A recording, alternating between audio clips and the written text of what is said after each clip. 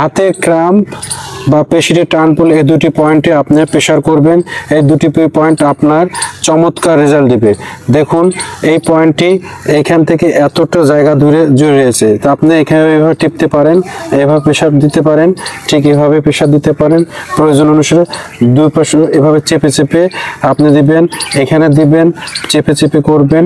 হ্যাঁ, এখানে 3 minute pressure করবেন এবং এভাবে দু হাতেই করবেন।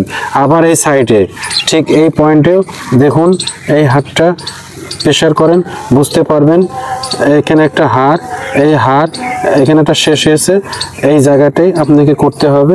3 সেকেন্ড ছাড়তে হবে, 1-2 সেকেন্ড রেখে হালকা রাখতে হবে।